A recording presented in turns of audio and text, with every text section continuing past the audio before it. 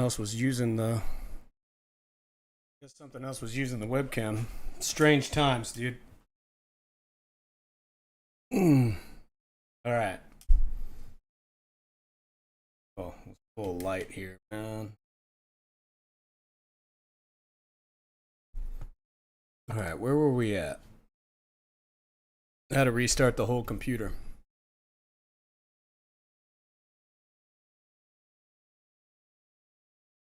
So in a little bit here, we'll switch over to the, we'll watch some stuff. I got some stuff pulled up that I wanted to take a look at. But going to be continuing on the conversation that we had last time about the evolution of human consciousness and kind of how this whole thing unfolded from the beginnings of humanity till now, especially through modernism and the Enlightenment and all that. So welcome. I'm excited to have everybody here. Before we get into it, I want to update everybody on what's been going on in the community. So if you're not following our Substack and Medium publications, we've been putting out content under there. Substack has a weekly newsletter that kind of updates on everything that's been happening in the community over the past week. Some of the ideas that we've been talking about in the discussion groups, trying to model Socratic dialogue, breaking down the concept of what Arbinger calls the outward mindset, and some of the kind of core culture components that we have that we're trying to base our community norms off of.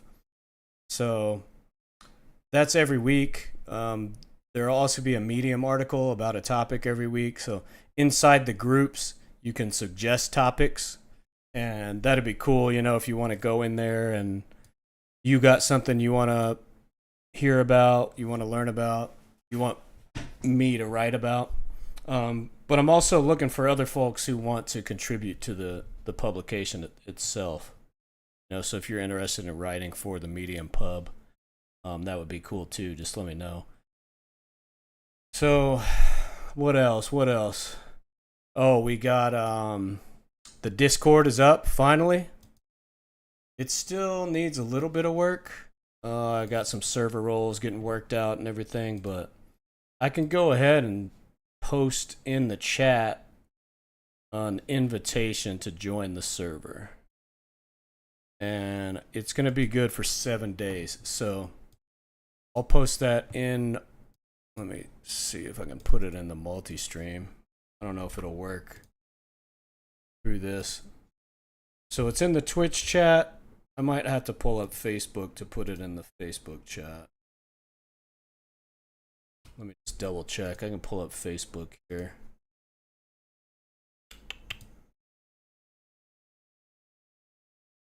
And make sure we got it in there.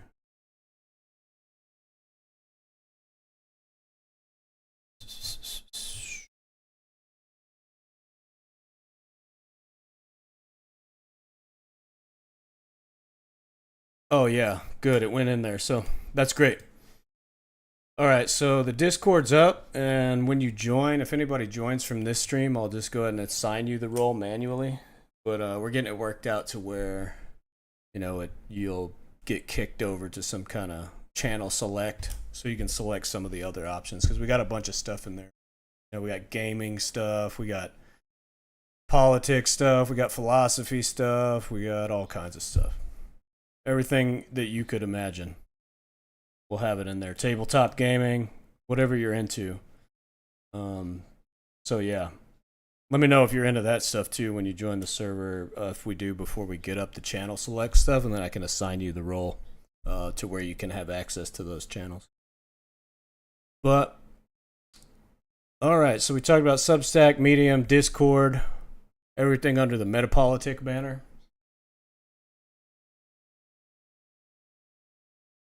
But I just wanted to say, again, before we kick it off, that Metapolitic, it's not just about talking. I mean, the main thing is about Socratic dialogue and modeling Socratic dialogue and having good conversations and relearning how to have real dialogue with people. But we're not just supposed to sit on the sidelines and talk about stuff, and not do anything. So the whole point in building this community and doing this project is to first figure out how to talk in a constructive way and practice that with each other, and then move into some problem solving with some things that that we're dealing with, social issues, cultural issues, and all those kind of things. Setting up coalitions for direct action, setting up nonprofits to focus on real solutions, like for instance, things like debt obliteration, think tanking, linguistic narrative framing, and all that stuff. The stuff that all the the predatory class uses against us. We can use that stuff ourselves. So we're kind of trying to create our own playbook to counter their playbook, and we've been really bad at that in the past. So that's kind of the whole idea behind the project. We're trying to flip it and make it work for us and work for people, not against us, which is what it's been doing, right? So I gave you the link to the Discord server. Join up if you want. We're going to do a Sons of the Forest game stream this weekend on next Friday, 6 p.m. Pacific time. Sons of the Forest is it's like a survival horror kind of game, but it has some sandbox elements like like Minecraft or something. So you can build a whole base fortress and build a farming system and all kinds of stuff in there. So it might be fun, as something to do as a community, and we'll talk about whatever everybody wants to talk about while we're doing it. Get on voice chat and just have a good time. And I'm hoping we can make that a regular thing. We'll put it in the Discord server too, announcements, and get all that up and running. All right, so the Metapolitic is just like the political arm of the whole Ouroboros project. It's something much bigger, and I wanted to take a minute to talk about it because it's something that we talked about in the discussion groups a little bit, and people bring up a lot really about, everybody wants to start a ranch these days or like retreat from society. And that's kind of one of the things that the Ouroboros project is doing. It's the intent to start a ranch, do sustainable agriculture, and start a community garden. So there's a whole step-by-step process and like a map and a plan that is loosely developed, and if you join the community you can have a part in developing it further. But to start a community, we're starting virtual and real world communities. And if we can start a community and kind of put some of these things into practice in the real world that we talk about, we'll have even more leverage. And if things go south, we might be able to stick together and tough it out a little better. But there's opportunities for all kinds of things there. It touches on everything. There's a lot of things that are near and dear to my heart. But there's room for everything for everybody that anybody's interested in.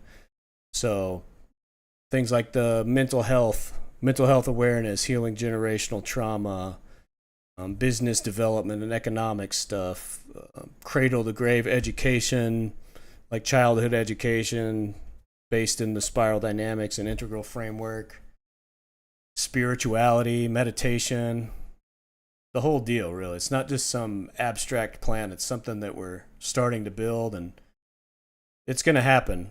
However far we get with it, we'll see. But I'm already looking for places to start this thing. So if you want to be a part of it, join, be a part. And there's a lot of other stuff too, not just like building a ranch and building a wellness center and a meditation center and all that, but and doing sustainable farming and community gardening. If that's not your thing, like we're crazy with the philosophy stuff too, and writing and reading and sharing ideas and working all this stuff out. Not just only under the Metapolitic banner, yeah, that for sure, but if looking for people who want to maybe contribute to the Medium Metapolitic publication. If you're interested in that, let's talk. If you got ideas around organizing or nonprofit work or political strategy or local community initiatives, that's the kind of stuff I'm looking for, really. So jump into the Discord or the Facebook discussion group, and let's take it from there. Let's work something out. I always love to bring more voices and more perspectives into the conversation. So if you got thoughts on projects or any of the topics that we like to talk about on the stream or in the discussion group, health, philosophy, sustainability, politics, that's the space that we're doing it in. And I'm always open to having people come on the stream too, to have a conversation. If you want to have a discussion about a topic, or you want to be interviewed about something you know a lot about, or you want to interview me about something that I've talked about, let's talk about that too. That would be great. And the last thing that I wanted to mention is that I've been putting out a lot of content and trying to get ahead now that I have a little bit of extra time to schedule content on social media. But I'm really getting a backlog going of content for YouTube shorts and TikTok videos and those kind of things. So we'll be rolling that out soon. And then I've got plans for in the future to do longer form YouTube videos and some things like that. So keep an eye out for that. Last time on the stream, we talked about kind of from the beginning, the whole big picture, right, of the unfolding of human consciousness. And we brought up this idea of how it related directly to the level of abstraction and language. So the more abstract the language became, the more... Oh, hey, Steven. What's up? Yeah, it's papers on supply chain ethics. I would definitely be interested in doing some research on that. I'll probably I'll write it down, and then I'll bounce it off of you, to see if it's see if it's good enough. I know you're always great in papers, and you're deep into that whole world. So yeah, I appreciate the invite. Sorry, it took me a minute to see that. I was still on the Twitch stream. So last time we talked about that whole idea, right? The unfolding of human consciousness and how our kind of level of awareness expanded over time, where it started out as an animal consciousness and then went into really basic stuff like animism, and the whole idea of individuality and the individuation process that Carl Jung talks about wasn't even existent in the beginning.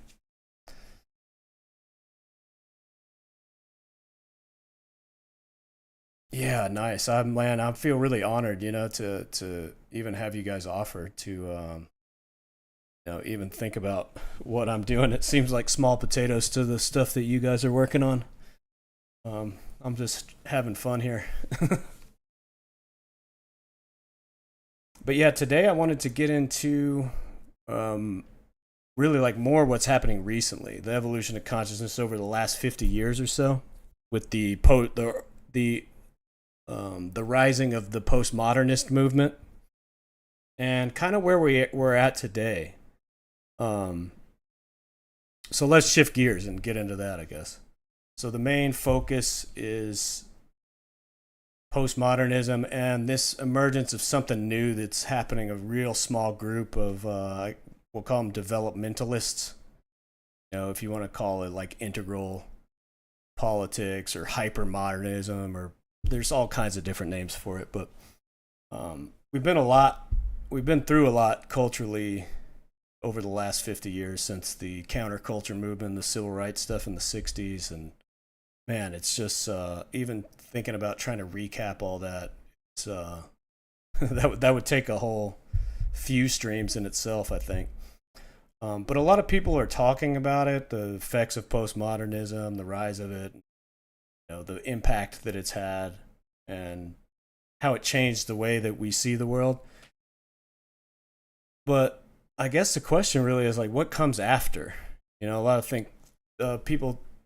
critics of postmodernism seem to think that it broke everything and it challenged like these absolute truths and destabilized institutions, and that's kind of one of the defining factors of it, of somebody who's in that kind of postmodernist worldview, is that they have a heavy skepticism of the assumptions of modernism. And I mean, that includes me for sure. I'm always criticizing those things. The foundations of liberal democracy and the elevation of reason and logic above emotion and superstition and things like that. But what's less talked about, I think, is the way that it paved the way for something new to emerge. So it kind of dissolved a lot of those barriers and confines of modernism and let something else happen now. And people like Ken Wilber and the integral theory and the Shambhala people started pointing out that human consciousness, it never really stops, sits in one place.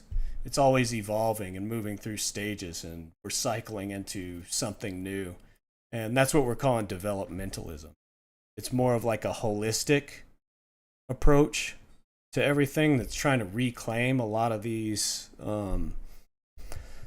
values from some of these worldviews that we left behind, right? And the spiral dynamics people, they identify a whole bunch. We've talked about it a little bit, and we'll jump into it to recap it here in a little bit on the big screen. But there's something that they call the orange values meme. And the orange values meme has pretty much made up most of American politics for a while.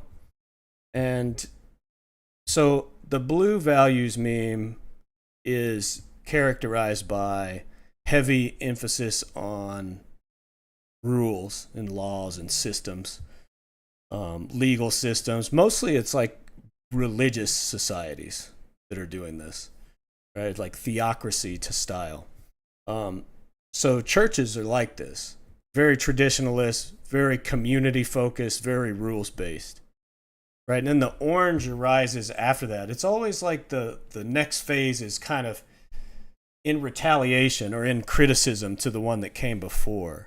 So the orange is criticizing the rules and stuff of blue, but it's also finding ways to navigate these rule systems and to kind of bend the rules or see where they can break the rules and, and work within the rules of these systems to benefit themselves personally. So it's also this shift from community to individual, and then back to community again in the next phase, which is green, which is the postmodernist view. So the orange is still heavily modernist. It's still accepting all of those structures of modernism and using those structures to be able to dominate. And that pretty well explains like how capitalism works, really, and how these folks who rise to the top of these systems operate. They're focused primarily in life on that. So that's their worldview. That they call it the orange. The green is critical of that. It's more of a globalist, going back to community based, saying like, hey, what these people are doing is ruining the world and it's causing all these problems and it's not fair. And there's a lot of value to all of these worldviews, really. But the tendency is to shut the last one down and say like, no, those people are all wrong. What they're doing is wrong. We shouldn't do that. We should do this new thing. But the thing that's different about developmentalism and this new kind of worldview that's emerging is that instead of negating all the prior ones and saying that, oh, those people just had it all wrong, it's saying that it's seeing the whole system and the whole kind of way that works, the whole unfolding of all of those worldviews in reaction to each other. It's seeing how that works and then stepping back and saying like, wait a minute, how can we like take the best of all of this and reincorporate it into a more holistic worldview, and also to help people kind of move through those phases, which might take a while, since this is like a tiny, tiny fraction of people. And probably most of them are in some kind of academia or like intellectual movement. Not all, I think there's maybe some artists, and I think there's like a general unconscious, subconscious kind of sense of it in pop culture even too. You see a lot of these things sometimes in movies and music and poetry and lyrics and artwork and all that. But anyways, Man, I want to turn this Facebook thing off.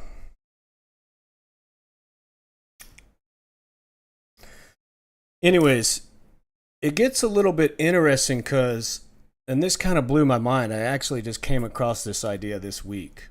I'm in some of these communities for developmental philosophy and these kind of ideas, and there was a guy, David Story, he's a doctor, well, PhD philosophy, um, and he was talking about how in politics it was dominated by the orange worldview for forever. The green was small. It's gotten bigger over the last 50 years. But red was almost non existent. And we didn't even talk about red. So red is basically prior to blue. Red is like,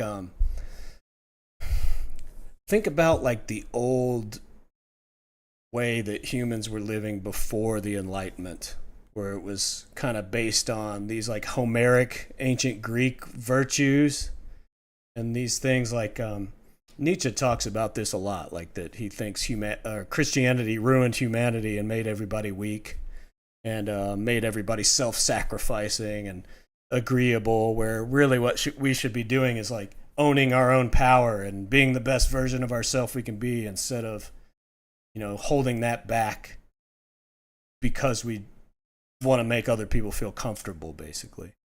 And you see these kind of ideas a lot in internet culture, like the red pill folks, the rad trads, and those kind of things, like the Andrew Tate fans, the Jordan Peterson followers. That worldview has exploded in politics over the last, I wouldn't even say the last 50 years, probably like the last 15 years. You know, it hasn't been very long, but they've just exploded back, and they've gotten involved in politics. Whereas before, they kind of weren't even allowed to. It was like everybody else shut them out and was just like, no, that's stupid. That's like immature and childish. And, you know, we're past that, you know? Because remember all these kind of like these kind of higher order value memes. And I don't mean to say like higher order like they're better or something. I really don't want to get into the habit of thinking that way, because that kind of leads into this, you know, access denial way of thinking about people who are still in like a certain level of like a certain worldview, and saying that like, oh, they're not as smart, or they're not as you know, deserving of consideration of their thoughts or something. And I don't want to make that implication. But what I am saying is that I think that the rise of the developmentalist and the integral movement has opened that up, really. It's opened up access into the conversation for these folks, instead of just being, you know, dismissed as ridiculous or childish or whatever, how they were before. And a lot of people have really embraced it. You know, and like it makes sense too, because most of the people who are embracing these things are young people, and they're in that phase themselves of individual, emotional, social, cultural development. You know, where they're kind of going through that stage. So it might not necessarily be a bad thing, but it is making a lot of waves in the political sphere. You know, because that's people are saying like, oh, the right wing's getting more extreme. Really, in the Trump movement, he kind of co-opted a lot of that stuff. His strategists and analysts, like the QAnon and the you know, the white nationalism stuff, they're all really partial to this like red meme, which is all about power and about like seizing power for yourself. You know, and we'll look into it here. I got some stuff pulled up for us, but. Rules come in varieties. Thin rules brook few or no exceptions. Thick rules demand interpretation. Think of the difference between algorithms and laws. We move from postmodernism to something. We're asking for changes in the rules or their interpretation. How the world works. Second, how it should work. Yeah, it's interesting. It's difficult for me, really, to deal with those kind of things sometimes, because it's, you know, I don't know exactly how to balance um, wanting to kind of maybe guide somebody to a more expansive worldview, but without like making them feel like I'm telling them they're wrong, you know, or that they're like, you're missing something, you're doing it wrong. I think that's like the kind of tightrope that we have to walk.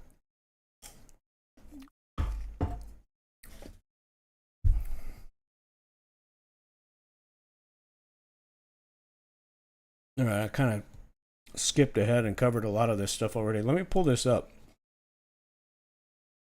I got some.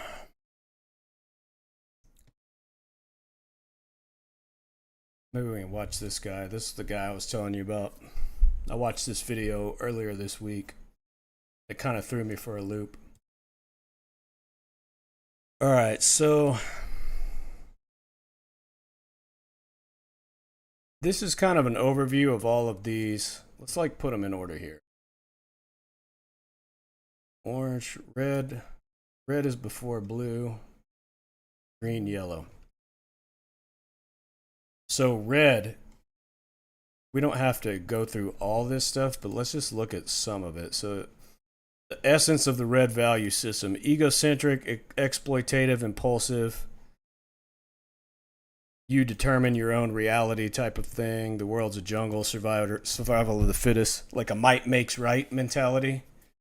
I'm taking charge without taking others into account. This is like a very Nietzschean thing. Immediate gratification and fight for your own interests.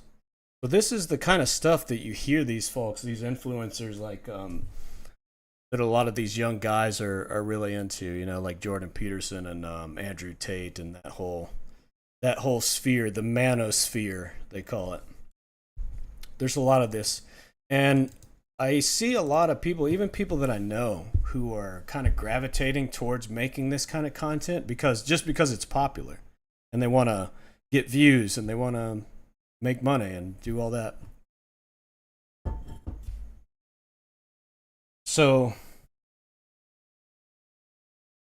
like I was saying, I think that it kind of opened this whole world up, this developmentalist stuff, reopened like access to this world. But it's also, you know, that we see that these guys, and women too, to some extent, but they have to kind of go through this red value system to get to the next one, which is the blue one. So the question for me is how do we accelerate people through this without pushing back too much? Because I feel like when we push back too much against it and be like, this is just terrible and you guys are all idiots, it makes them dig their heels in, and they get stuck here for longer. And that might be part of the reason we're getting such like a huge backup there. Let me pull up, there's a part in this video where he kind of like draws a little picture of it. Oh, it's funny. He's talking about the QAnon stuff there. Yeah, where was it at?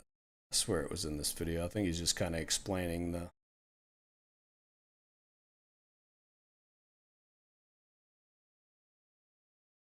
Maybe I missed it. Not sure exactly where it is. Oh yeah, here it is right at the very beginning.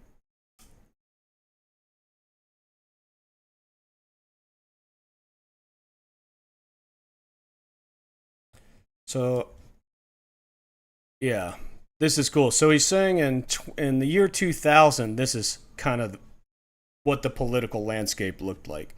Really big cross section of orange, pretty big blue. This is like the evangelicals and that kind of stuff. Red is almost non-existent, and then green was emergent. Green is like the hippie counterculture, globalist kind of, not globalist in the way of like global capitalism, but globalist in the sense of like humanitarian environmentalism and that kind of thinking.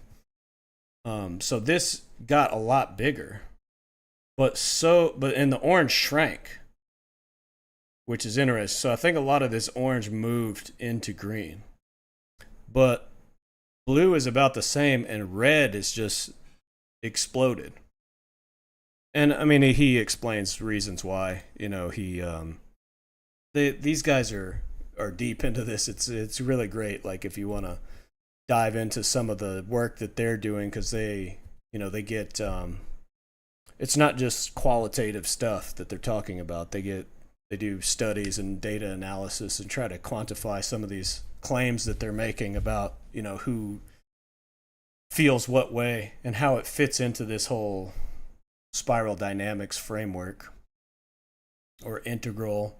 There's a lot of different ones. There's a few different iterations of this, but it's kind of all based on the same idea from Claire Graves and Don Beck, the spiral dynamics.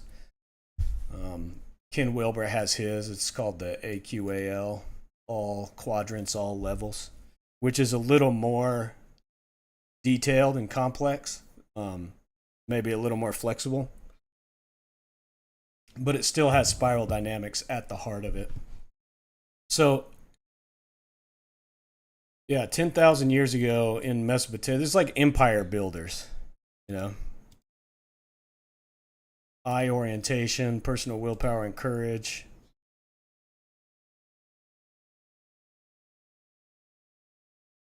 Very like militaristic, also. You see a lot of this in the military itself. For my fellow veterans, you're probably familiar with this worldview. And the thing that's cool about spiral dynamics and these developmental frameworks is that, like a society level, that that American culture has, for instance, developed this way. So they're talking about group, applying this to a group. This also applies to every human individual, right? So what we were talking about last stream was that 100,000 years ago, nobody even got to blue or orange because it just didn't exist, right? There were so many things that had to happen in the unfolding of human consciousness and our level of abstract thought and our ability to do like metacognition and step back. And yeah, for sure, red fits with feudal systems 100%. Yeah. So blue is the next one that emerges on top of red, and it's kind of like we were saying, in reaction to red, because it's like, how do we control this, egomania that's going on, and people are just like slaughtering each other in the streets, and um, I think Christianity itself is I mean, maybe not the original like early Christianity in a way, the way of thinking, but the systematization of it in the Roman Empire, the bureaucratization of it that happened, that turned it into Catholicism. But anyways, authoritarian, wholly meaningful. We're saved. The world's well organized, purposely subjected to holy divine laws that punish evil and reward the correct way of living. Sacrifice yourself to the way for a deferred reward. Okay, so this is you actually, I guess, I feel like the red pilled folks, especially maybe like Jordan Peterson himself, is kind of in between the red and the blue, because they talk about these kind of things a lot too. I feel like there is a lot of the radical traditionalist movement really is a Catholic movement itself, like a return to old world Catholic values prior to the Enlightenment. And the humanist movement, which we talked about last stream, the humanist movement in Renaissance Italy shifted focus from the Catholic Church into, you're right, yeah. It's kind of developing. That's another interesting thing about all this, is that these concepts are really vague. Because the like we were saying, each individual goes through this, and they might stop. One might get to this level, and then another one might get a little more, and one a little less. And as a group, it's hard to say, where the group is as a whole, and who's, what percent of the group is in which one of these values memes they call them, or worldviews. But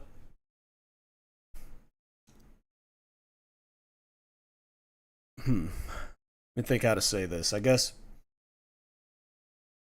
the shift is so gradual and slow. It's kind of like ideas like evolution, or in philosophy they call it the Sortes paradox, where it's like the paradox of the heap. How many grains of sand makes a heap? You know, it's hard to say. Another good example I like to use that I heard is if you pull one hair randomly out of somebody's head, it's hard to say at which hair, well, like which hair do you pull out that makes them be considered bald or hairy, or I mean, it applies to so many things. You could think of it as like consciousness too, is a concept like this. Like you could remove one neuron from somebody's brain and eventually they lose consciousness, but it's almost impossible to say which one, which was the straw that broke the camel's back. So the shift is really gradual, and it's hard to say right at which point the shift occurs, but looking back over many years, you can say that it does. You know, you can see the difference. So they're general categorizations, and it's vague concepts that we're dealing with. But for sure, there's some overlap in some of these things, you know. And something that Gene Gebser, and then some of these like developmental psychologists, even in the spiral dynamics world, like Maslow in Maslow's hierarchy of needs. These ideas, like just because you went beyond the red meme, for example, the red worldview, it doesn't mean that you can't go back to this. You know, like especially if that's pretty much what every post-apocalyptic survival movie is about. You know, it's like we revert because of whatever factors. You know, now everybody's starving and then we have to go back to this. Like all the other stuff falls apart. So something Gene Gebser talks about in his ever-present origin is that these things are always still there with us.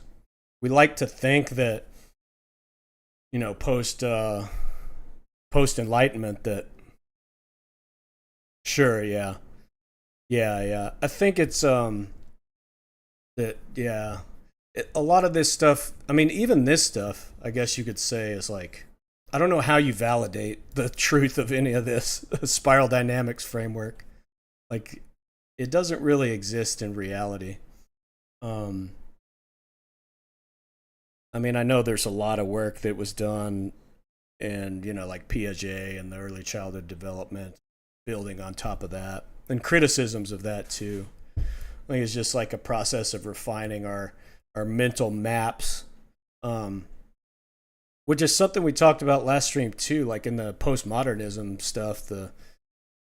One of the ideas I really liked about in postmodernism was the Deleuze and Guattari talking about the they call it territorialization, re-territorialization, and deterritorialization.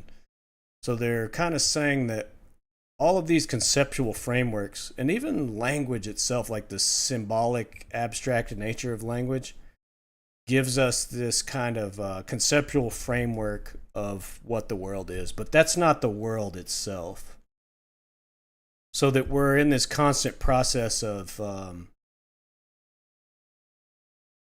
don't know, a lot of times we mistake the map for the territory. And they're saying that we can, what postmodernism is doing is kind of erasing the lines of the territories that we've drawn, these maps that we've drawn, and trying to re-territorialize these ideas, like, you know, for instance, like masculinity or freedom or whatever. And, you know, did we get it right? And how do we know we got it right? Because these are not really quantifiable things. They're more like subjective and qualitative, which is like also one of the pitfalls they're criticizing, I guess, of modernism itself and like scientific thought, is that it tends to dismiss those things as inconsequential, but at the same time we're dependent on those things, on these like shared fictions and these stories that we make up that don't really exist, like money and nation states and whatever.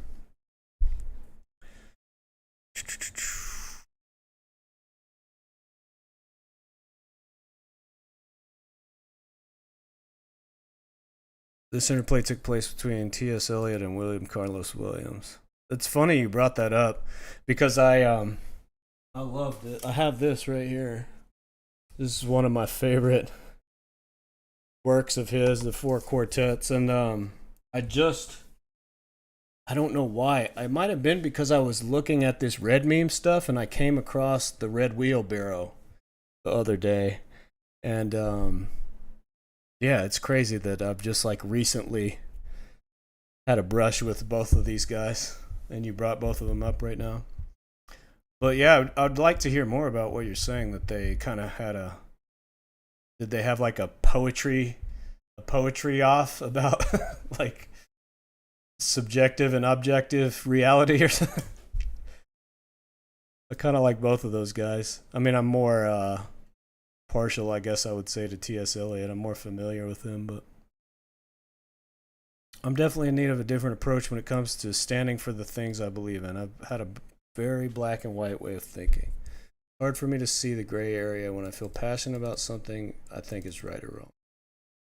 Coming from a neurodivergent view of the world and the way that is supposed to work according to neurotypical individuals, to me, societal rules are just created a bunch of privileged people who have been dead at this point for years and years. As humans, we're expected to follow a bunch of arbitrary ideas thought up by who? Nobody knows. We don't even know why. The idea that utopian society could never exist because every utopia is different to each person is very interesting to me. The red pill content doesn't even feel serious to me. It almost seems like they know what they say can be wildly incendiary and over the top. Never understand Pearl Davis, but for the men who hold on to that content, I feel really bad because we're seeing these made up societal rules still having very real and profound impact. Consequences, individuals, as humanity as a whole. No, that's a really good comment. I mean, I think we all do. You know? We all have our, as unbiased and fair as we want to try to be. I think we all have our biases. We sneak them in sometimes. You know, of course, it's like a process of catching ourselves in the act and like keeping ourselves honest. You know, if that's something that we care about. Obviously, that's not a big deal to a lot of people in philosophy and like influencer spaces because they have different motives, different like pressures on them to say the things that they say. It's almost fun. It's almost funny how some people in those spaces become like caricatures of themselves. You know, they get pigeonholed into a certain type of persona, and they just have to keep that up, you know, to keep their viewership and keep making money and everything. But maybe that's a little off point. Like, I think that what you're talking about is, you know, how to not fall into the trap of black and white thinking and just totally dismissing somebody who's purposely being polemic and like maybe they don't even believe what they're saying, but even if they do, it's like super one-sided or you know, whatever. It's easy to see that they're not seeing the big picture. You know what I mean? And they don't even, sometimes they don't even care about it. It's just like, I'm right and you're wrong, and like it's so easy to do that to people, to do the same thing that they're doing to everybody else. You know what I mean? Yeah, it's very challenging. So I wouldn't fault myself for it, because I think that's something that we all do and we all struggle with. But that being said, like the the thing that I think that's happening with all those people, because when you were first saying, how'd you first start that out? Like, it's hard to not see things black and white. When you were talking about like societal rules are just created kind of pretty much arbitrarily, or by a bunch of dead people, and why should we listen to them or whatever. I think that's kind of why these red pilled people are saying some of the things they're saying, is because they're like, forget all that stuff. That this is what we started out talking about earlier, is that postmodernism, I think, kind of dissolved a lot of those inhibitions in the modernist worldview, and allowed it made it permissible really to like believe those things and say those things. Because they're like, it is all made up. It is all like just stories that we made up and things that we've been telling ourselves, and we can just make up whatever we want. And I know a lot of these guys, they do try to point towards like biology, or use whatever they can to back up their like lobster psychology stuff, or whatever they're using to say like, oh, this is why you should be an alpha male. But yeah, it's interesting, that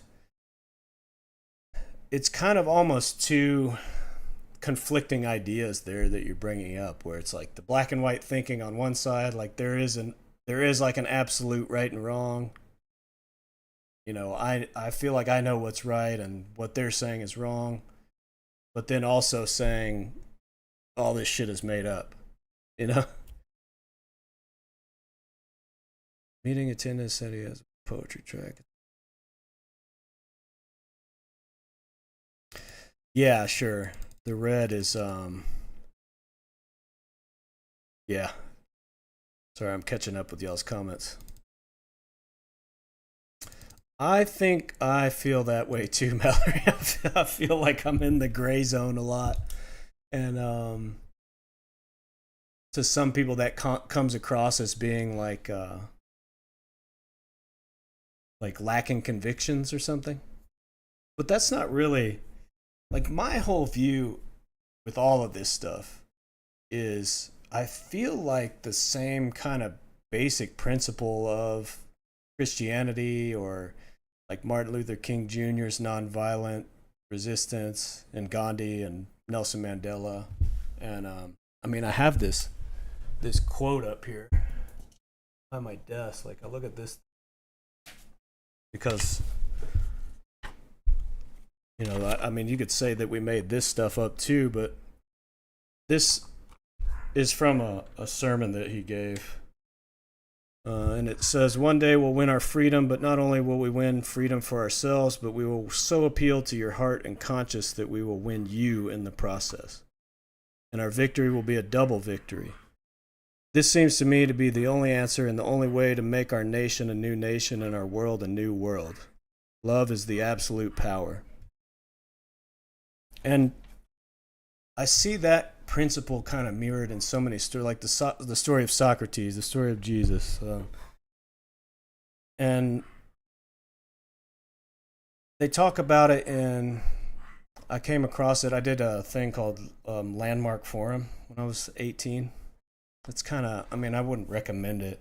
Even though it was like transformational stuff that they were doing, it's like it has some like kind of culty, high pressure sale vibes to it. But there's something they talk about in that curriculum called rackets. Is their proprietary name for it.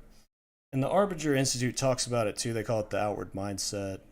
So it's everywhere. I think it's the same principle as Martin Buber's I and thou.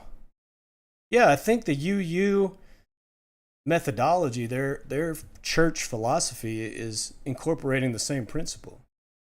I really do. I think Arbinger even refers to it as like that they were inspired by Martin Buber's I and thou to use that as like their whole kind of business consultation methodology.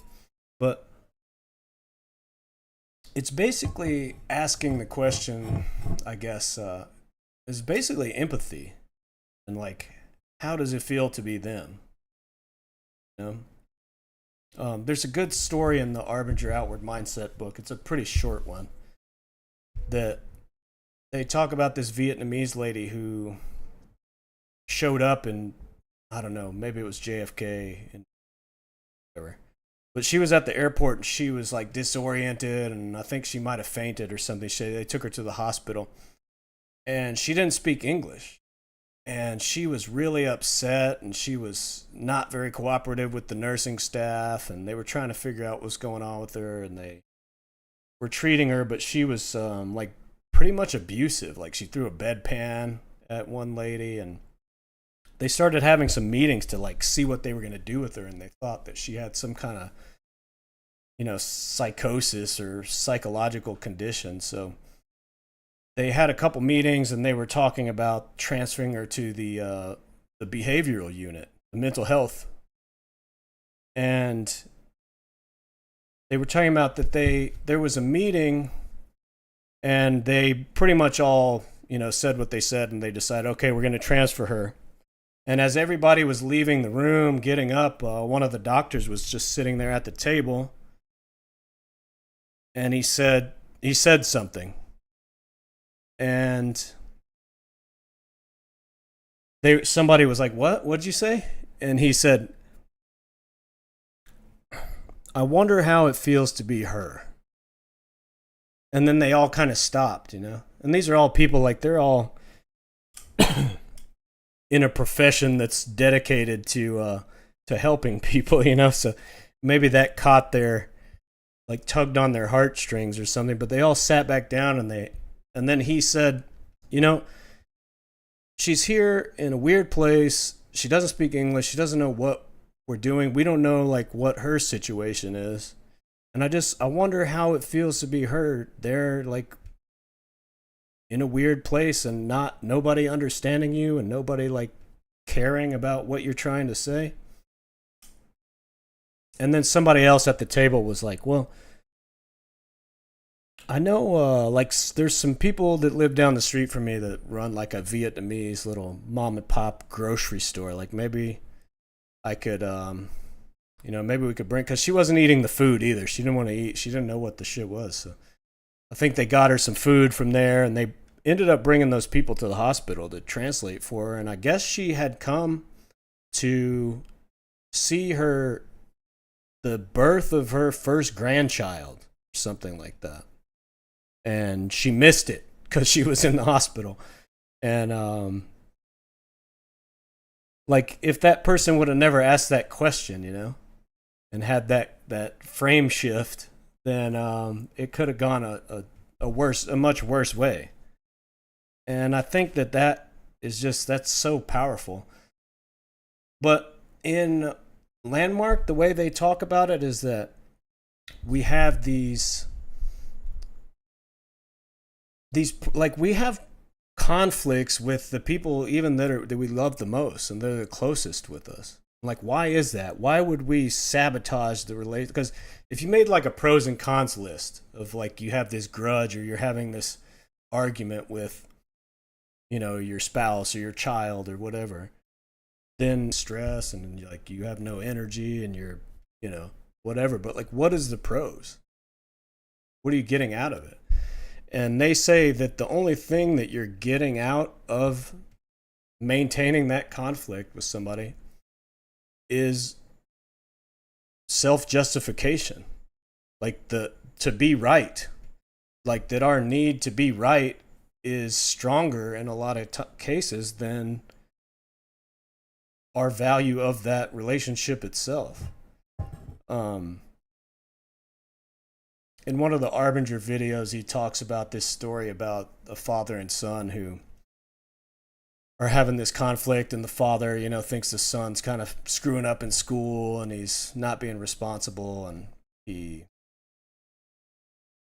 wants him to do better. He's like smoking weed and stuff, and he thinks his kid is just headed down the wrong path. And one night he asks him if he could borrow the car, and the dad says, he's thinking like, I don't really want to give him the car because I don't trust him and this and that, and like probably gonna screw it up. And he's like, maybe if I just give him like a really early curfew. He's like, all right, fine, you can take the car if you're back by like 9:30 p.m.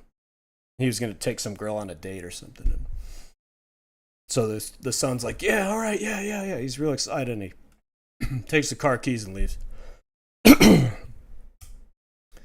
He says the dad's sitting there, 9:20 rolls around. He starts looking at his watch, and he's like, man, I knew this kid's not going to make it. He's going to be late. And 9:25, he's looking at his watch again. Like, I knew it. And he's already starting to think in his mind, like, this is it, man. This is the last straw. Like, this kid's grounded. I'm going to put my foot down, and, I'm going to force him to do what's right. Like, he's going to, he's going to pay for this. And then it gets closer and closer. He starts looking at his watch every minute. And then finally at 9:29, here's the wheels of the car squealing into the driveway. And then the son bursts in the door with the keys still in his hand. He's, I made it, Dad. And then he asks everybody, he was like, do you think the dad was happy at this moment? Do you think he was like overjoyed that the son had made it home on time? And then everybody in the audience is saying like, no. And he's like, well, I mean, it's because we can relate. We've been this guy in this situation, in some like iteration of this in one of our relationships with somebody. We've been this person, so we know how it is. And he was like, there's lots of things that the guy could have maybe said to the son to, like, did you put gas in the car? Or like, why did you squeal the tires? You're not driving safe, whatever. And he says what he did was he looked at his watch and he said, well, you sure cut it close, didn't you? And if you think about it, in this story, like, this had the potential to be this healing, transformative moment in their relationship. And the father just crushed it.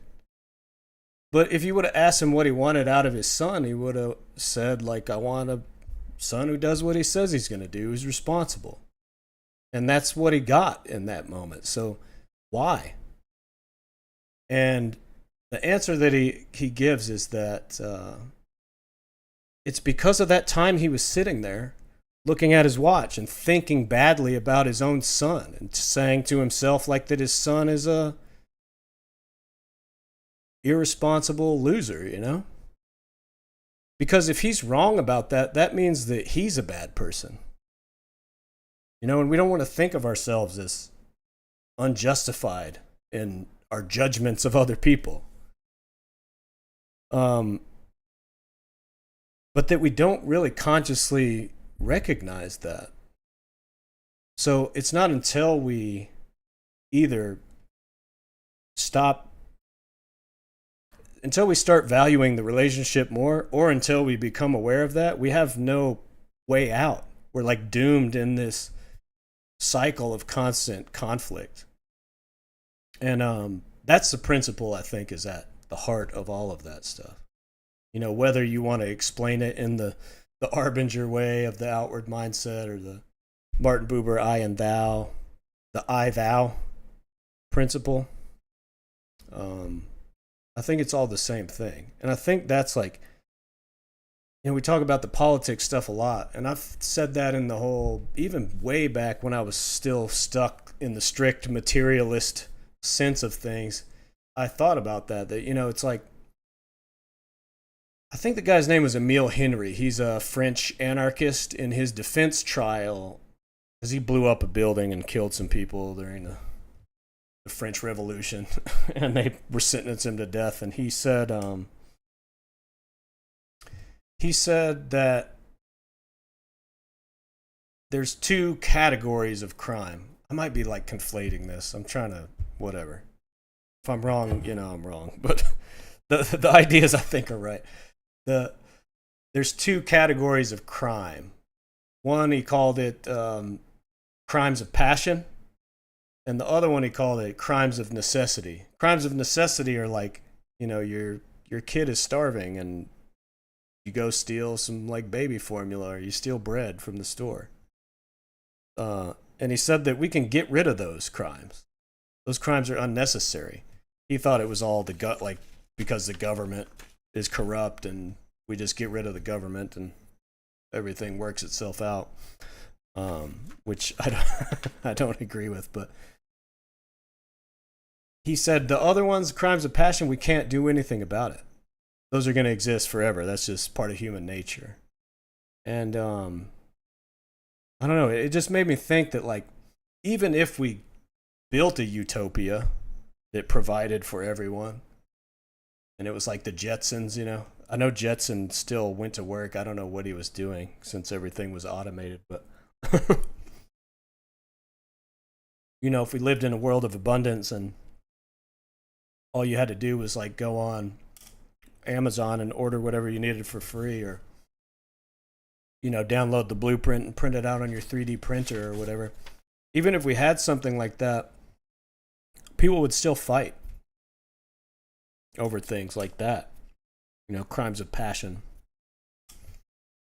And I think that's what these guys were talking about, in a sense. That's like the solution to those kind of crimes. Or just conflicts. Like, really, it's conflict resolution, I guess. Let me catch up. I went off on a tirade there. Let me catch up on these comments.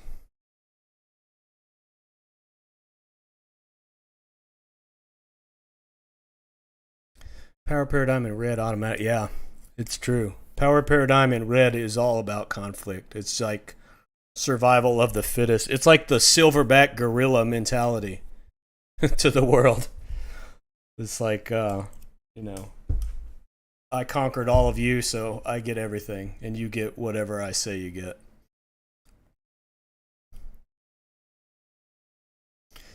Yeah, who decides what's masculine and feminine? Oh, yeah, that's what we were talking about with the deterritorialization and reterritorialization stuff and whatever.